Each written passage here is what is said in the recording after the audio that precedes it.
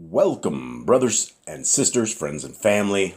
Much love to everybody who is a kingdom warrior, everybody who has their eyes to the prize, everybody who doesn't smell or taste like this world and who is a set-apart entity, an entity that has been ordained and called upon by the creator of the universe.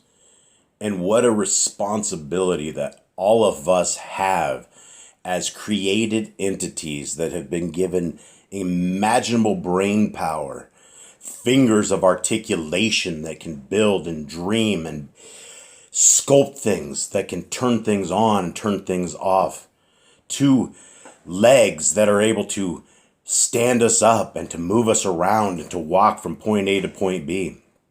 We have been given the gift of life, and we have been breathed into us the breath and the soul of our Creator. We have been built in a perfect form, and we have been set within a terrarium style environment that sustains us. And as we breathe out oxygen, or breathe in oxygen and breathe out carbon dioxide, all these plants and animals and things around us, they breathe that in. They breathe in what we breathe out, we breathe in what they breathe out, and it is an incredible system.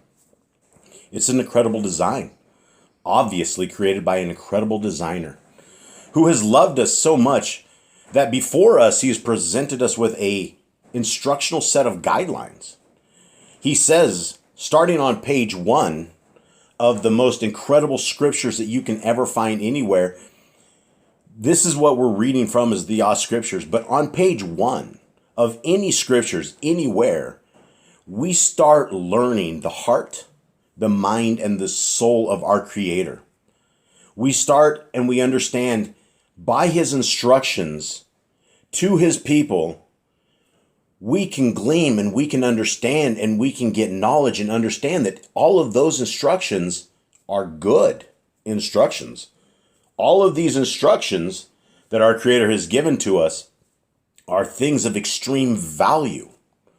When he says we should multiply, when he says we should be fruitful, when he says we shouldn't have invalid weights and measurements, we shouldn't rip our fellow mankind off, we shouldn't hurt the old, we shouldn't put a stumbling block before the disabled, we need to love the prisoners in chains.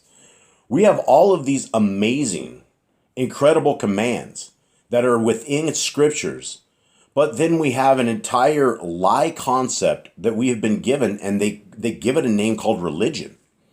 And they said in this religion that if you want to be this sect, then this is what you will believe. If you want to be part of this sect, this is what you're going to believe. If you want to be a part of this or that, this is what we believe, and this is the doctrine. That's the thing with every single one of these registered religions that come before you, is that they have traditions of men. Anytime that you take a piece of paper and you write down what do we believe, and what we believe is contrary to what scriptures say, then you're in a cult. That is something you wouldn't want to be into. When we are going against the ways and wishes of our Creator, then we're causing chaos in our own lives. When we neglect dietary guidelines and call all food clean, we do that at the detriment to our own health. We will get sick. We will eat things that human beings shouldn't be eating. But we've been told all of this. And instead of nailing the best part of the entire book to the cross, which is the laws, which is the instructional guide for human being life, a technical manual that will lead us through life, that will help us run and dictate our families. It will help us be better businessmen. It will help us be better family men. It will help us be better fathers. It will be better mothers. Everything that is in scriptures is for all people, for all times and all generations. When people tell you the laws of our Creator are dead and gone, your eyes should go crossy. You should all of a sudden go and your red lights are going off, and there's the danger, Will Robinson, danger. Something is not right. The reason all of us need to read the first page of scriptures and go through Genesis, Exodus, Leviticus, Numbers, and Deuteronomy over and over and over, at least 5 times to begin with, as a base foundation. Once you do that, then you're equipped to deal with the rest of scriptures. And as you go through the rest of the scriptures, all of the foundational basis that you've read in the first 5 books apply all the way to the very end of the book, as well as the Apocrypha. Now, the Apocrypha means hidden. And there is a tremendous amount of books that back up absolutely everything in the regular scriptures, and they've all been pulled out. You have the Catholics that have pulled out books. You have the Protestants that have pulled out books. You have this group of people that pulled out books. The King James pulled out different books. And by the time you're done, you end up with a 66 version, right? So Yah Scriptures is the greatest English translation you will ever find of scriptures, and it is available.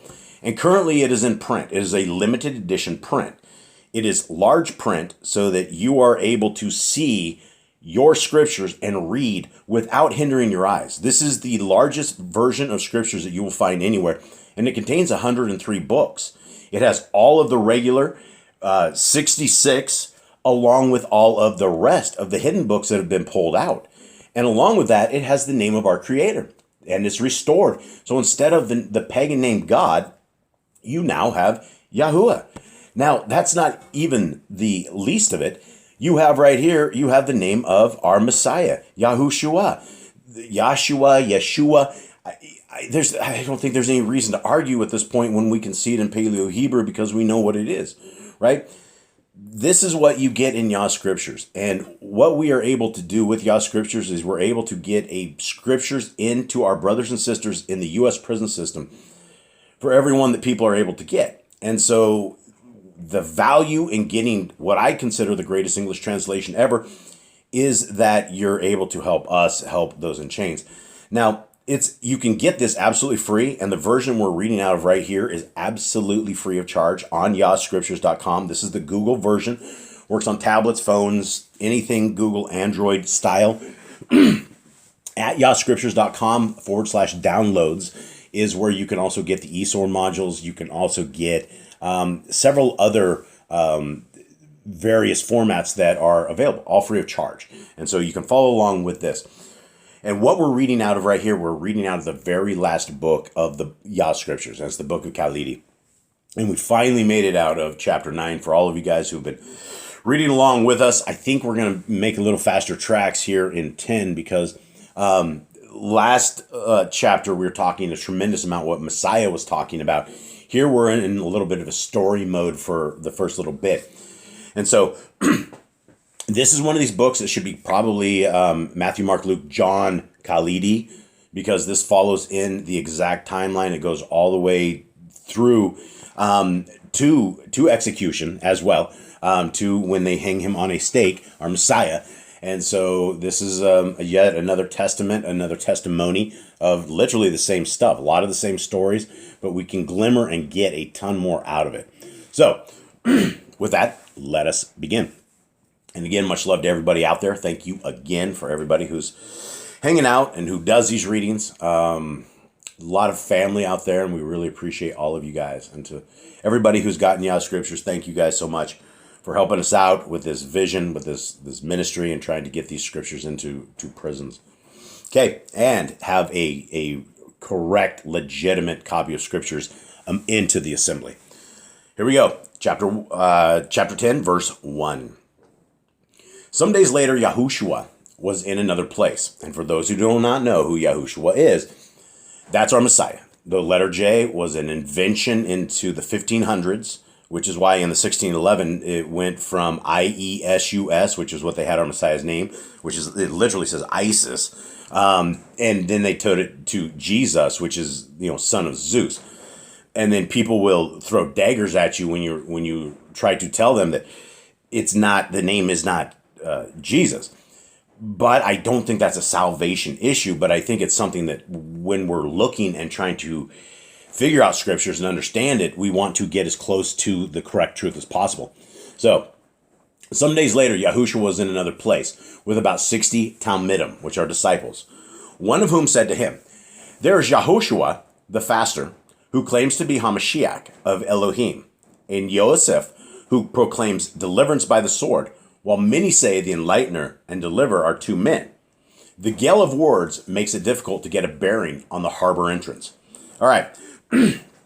So out of the 60 different disciples that are hanging out listening, this one says there's a guy named Yahushua. Now, this Yahushua is the same spelling as Joshua, the Canaanite killer, right? The guys the leader of the tribes of Yisrael right after Moshe. This is the same spelling, and this is the same thing. So we have a guy that in English you would say Joshua, but again, there's no J's, so it's Yahushua. And this is where this is where we, or at least I, like the spelling of Yahushua, because I think it's YAH. Is the proper spelling, but again, that's only English. So when I'm arguing even names or anything of the sort, it doesn't really matter, because it's Paleo Hebrew, and we have that above that. So we have his name in Paleo Hebrew correct for sure. So there's a guy, Joshua the Faster, Yahushua the Faster, and this guy's out here saying he's Hamashiach of Elohim. Then you have Yosef, who proclaims deliverance by the sword. So you have two separate people that are both saying that they are Hamashiach, right? And this is not Yahushua, right? We're talking about another guy named Yahushua who is doing things and fasting and also claiming to be this. So in this day and age, there were a lot of people saying they were the Messiah, a lot of people saying they were the way, when it's obvious the Messiah was standing right before them. But he says the gale of words makes it difficult to get a bearing on the harbor entrance. And so this is ship talk right here. And so he's trying to figure out how do we navigate? What is the proper understanding of what we're seeing before us? So Yahushua said, things are changing, and many alive today will live to see a different world. I come to set men free by removing the shackles of ignorance and to deliver them from evil and from themselves. So everybody that was around, unless they died within the next whatever time before Messiah died, everybody there literally lived to see a different world.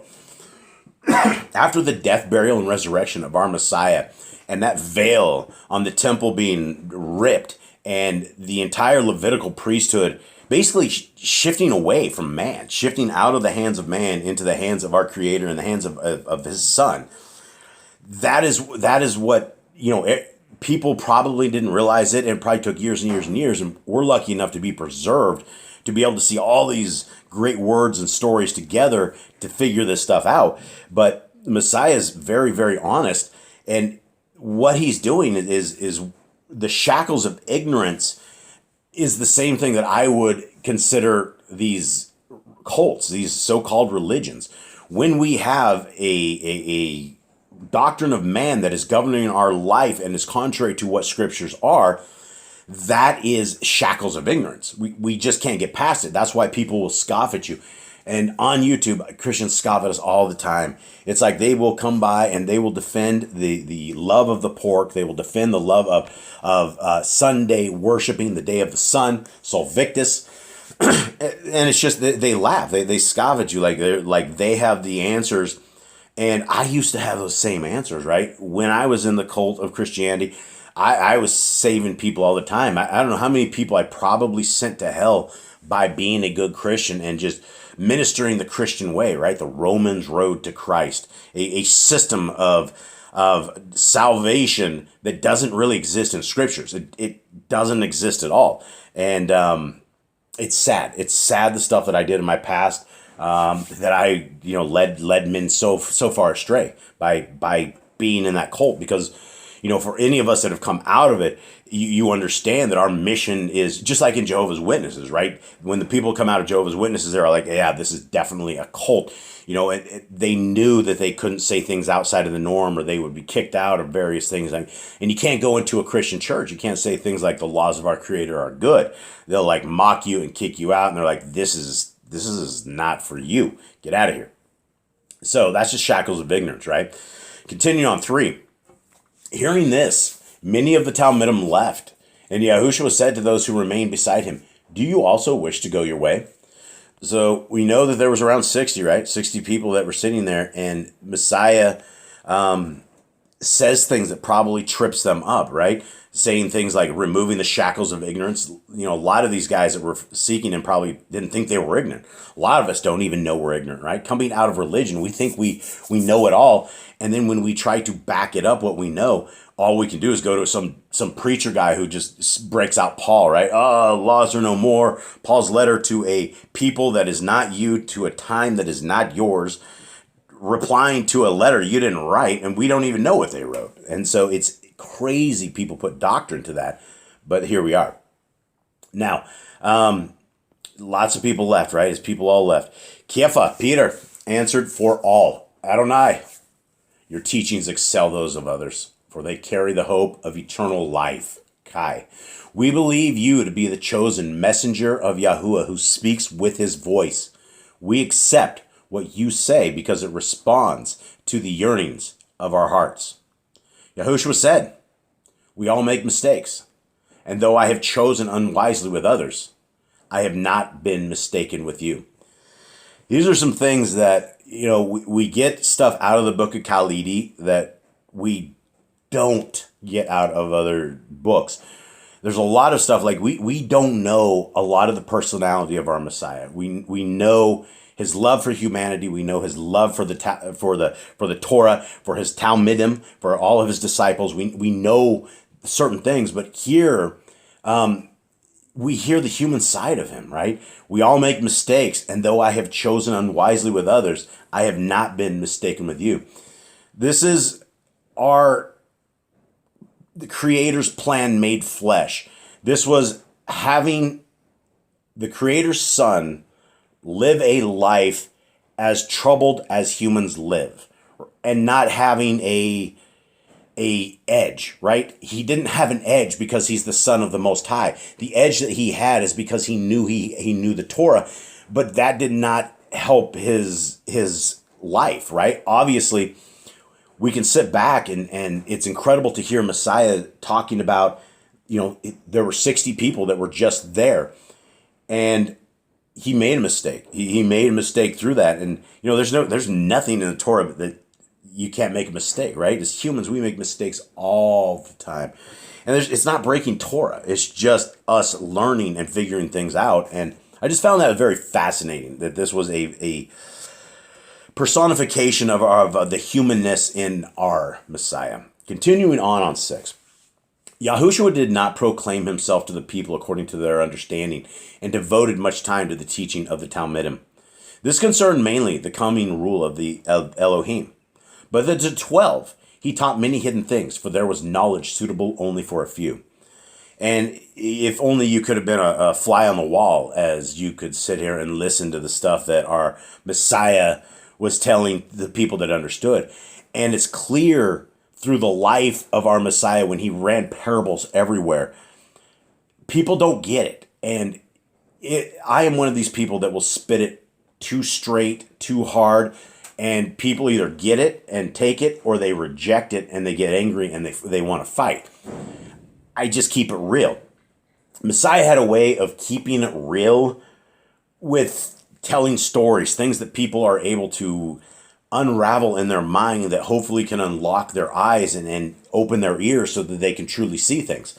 And so Messiah had a way about him, an articulation, a speaking style, and an understanding of Torah so well. It would be amazing to hear what he had to say. Continue on. 7. He said to them, you are among those entitled to know secrets concerning the rule of Elohim. But to those who are not numbered among the elect, everything should be explained simply and in parables. It is truly written in the sacred books. They may see with the eyes and be deceived, and hear without understanding. But if they would only turn to Yahuwah, their ignorance would be wiped away. Now, the thing I didn't talk about in the last one is it talks about the rule of Elohim, right? The talking about it. The coming rule of Elohim is one of these things that we have the rapture theory, or the Christian exit strategy, that nothing is going to come. The tribulation is not going to have to happen. They're going to be whisked away before some antichrist comes and takes them to school and puts the mark of the beast on their head. And you know the Christian rhetoric, right? And they have Daniel completely confused, like the Daniel 70 weeks and various things. They've taken this. There's things that like the temple, the 80-70 temple that was taken over. People still think that's end time prophecy when Messiah was talking about, when people are coming when they're coming in your city to run, don't come back. It's over. Whatever you do, don't be in this thing. And that was right after he died. This event actually happened. It's nothing about the end of time. So people are very, very, very confused. But the rule of Elohim is the kingdom to come. When we talk about scriptures, when we read scriptures, there's a supernatural city of Elohim, like a city that's alive and well and functioning, that's going to come down and it's going to sit on top of Mount Sinai. And it's going to be something that is one second. So as this supernatural city comes down, our Messiah is going to come down and be a part of this. He's going to be the leader of this thing. There will be a second Exodus.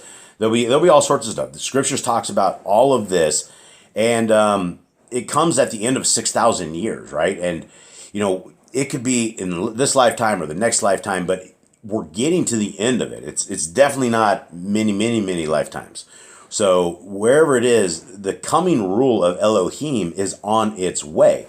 And so what he was telling his disciples were things about the end times, right? Talking about what it's going to be like, what it's going to look like. Because we have a 6,000 to a 7,000 year reign where Messiah's down and the evil just get eviler. The people just get wilder. Everybody hates Messiah and everybody hates Yahuwah more. They hate his laws more. It's just it's even eviler than the world that we even know, which is simply astounding at the level of crazy.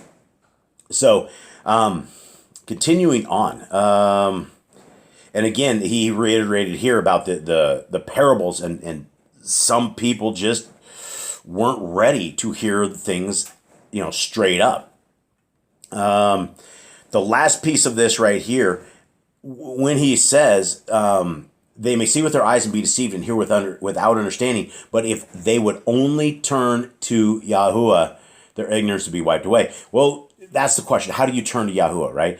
And it's not in man-made religion. It's in the first 5 books of scriptures. Genesis, Exodus, Leviticus, Numbers, and Deuteronomy.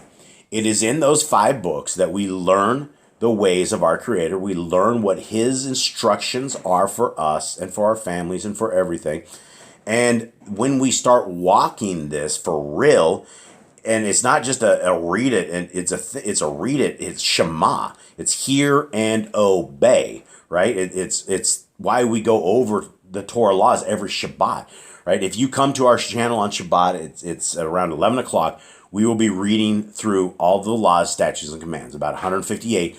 And if anybody's in the chat wants to discuss them, we talk about them, we show love to them, and it's something that we're supposed to know. And so this is our chance that we can go over them ourselves and go over them with everybody else.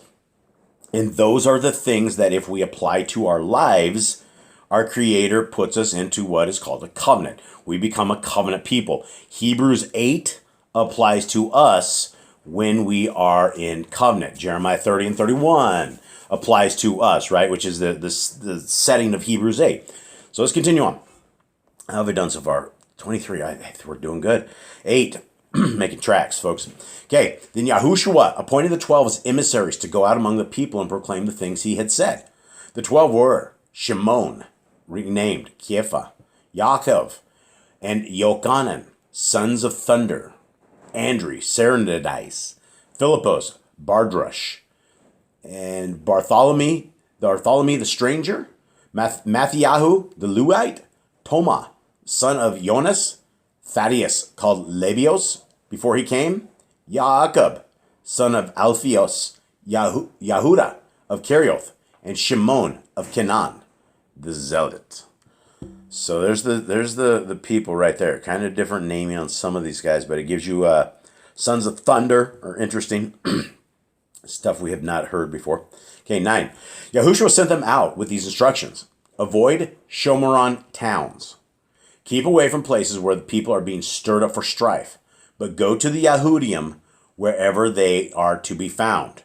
When entering a dwelling, Give the greeting, shalom, be on this house. Okay, we've heard this before, right? We've heard about villages and towns and things that don't give peace, and then we kick off the dust. We try what we can, but this is the same stuff that we hear in Matthew, Mark, Luke, and John. The essential building of the disciples, the Talmudim, that are instructed to go here. They're instructed don't go into places of strife, right? The little villages or issues that are going on in certain places. Avoid the Samaritan towns, the Shomeron towns. 10.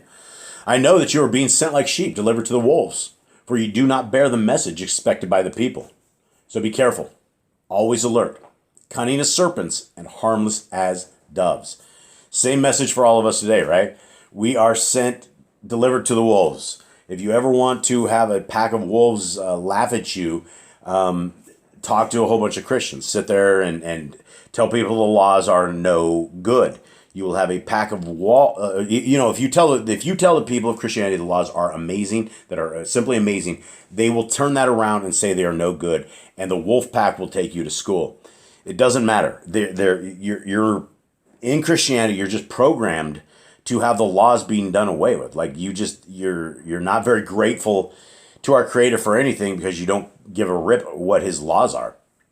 So, same things we've always heard, right? Cunning as serpents, harmless as doves. This is nothing new. This is why this book is just the same stuff we heard before with just extra cool stuff that we're hearing now. Beware of those who would bring you before their courts, and do not concern yourselves about what to say. For when it becomes necessary, you will receive inspiration from the Ruach HaKodesh, and words will come. This is literally line for line almost, right? Messiah talks about this before. We've heard about it before. We've had other people that are writing these stories tell us the same stuff. And I've seen this before. I've seen this we took on a pedophile group about, I think 5 or 6 years ago. We took on a bunch of groups. There was a Christian guy that was he was part of this little Christian group, and down here we have all sorts of little Christian groups all over. We were running an organic food store at the time.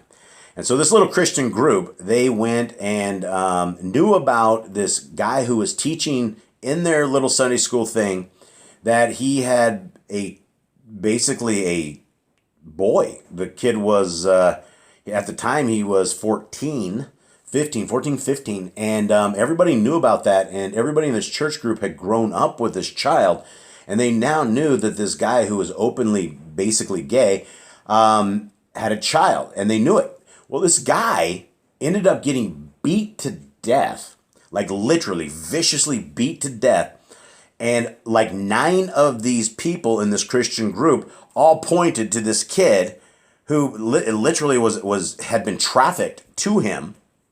And what's crazy is one of this Christian group moved back to the States, got on YouTube, and basically put a confessional box out on how they all knew that this one guy was a pedophile, and they had all confronted him, but yet at the same time, instead of ever saying this to the cops or anything, they simply railroaded this indigent boy who was completely indigent.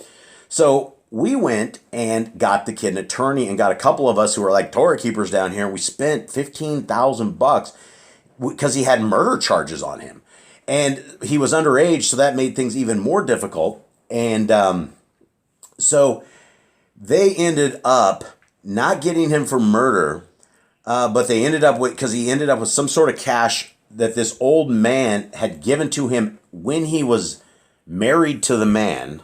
This is what the old man was. He was married to this kid, and they were going to get a house together. So this old man was taking money off his ATM, giving it to this kid. And that was the money this kid had ended up with, which was not the money that this old man had. But nobody ever cared. Nobody ever said a word. Now, here's the rub, is the attorney that was this kid's, when we pulled GPS records from this kid, he was over 2 hours away from where this old man got beat to death. So these 9 people have kept this kid in jail, and he'll actually be out of jail at the beginning of next year. They kept this kid from 15. He's a grown man. They transferred him out of youth. He's in a normal prison. But because of the money that he had before, that the cops just didn't believe that he had been groomed, he had been trafficked, and there's a pedophile ring. So how did this happen? So I ran out of space telling the story, but this is where we're going to end right here. What happened was I took these guys to school on YouTube, and so one of the guys in the group, his name was Mark Hornish, and I went on YouTube, and Mark Hornish was another teacher in this group that all knew about this guy having a underage child as his bride in this house down here in third world country.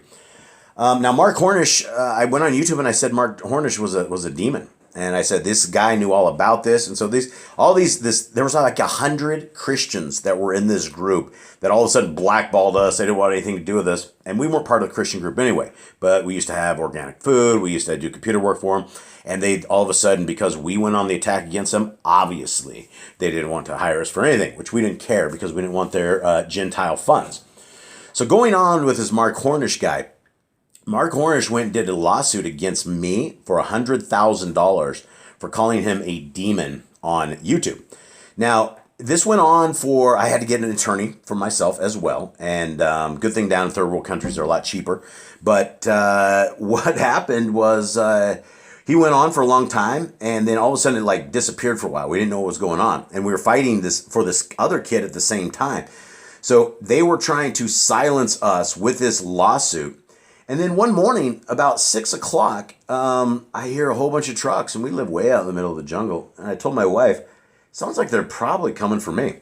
And that they did. There was 5 trucks, 20-some guys jumping out, and they thought they were gonna take on the pack. And they saw all the dogs, at which point they stood outside the gate and asked us if we could contain the dogs. And I said, okay, that's not a problem.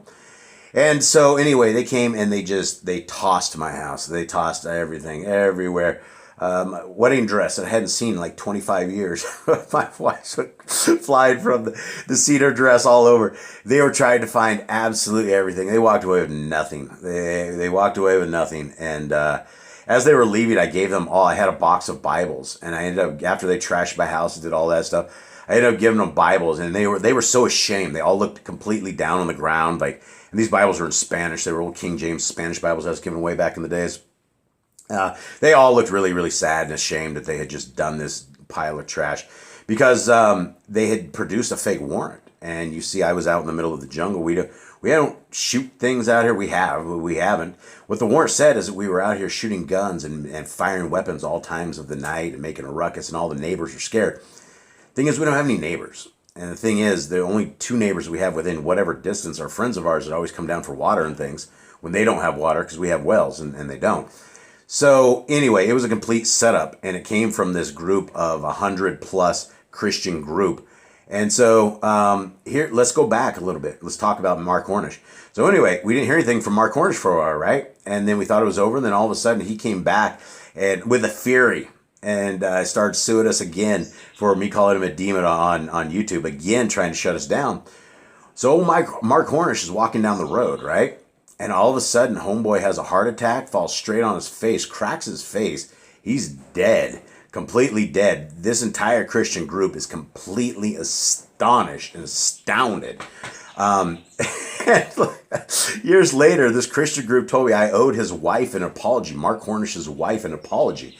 And I said, I don't think I owe anyone an apology. I said, you guys, every single one of you guys railroaded this kid into prison. And pretty soon this kid is going to come out, and I haven't had a time at all to ever even speak to this kid because he was underage in a third world country, and they're not going to let no gringo come talk to him. So when this all comes out and we actually know the full story, it's going to be very interesting. But a lot of people did a very, very bad thing. And that's why I always say you got to be very careful with Christians. They will allow anything to go on because they don't have a set of doctrine. They don't have a Torah. They don't have anything to govern their lives by. And so if you're going to get ripped off, it's going to be by them. Got to be careful. Much love to everybody out there. Sorry for taking us all out in the weeds. This is an interesting story. Much love to y'all. I'm out.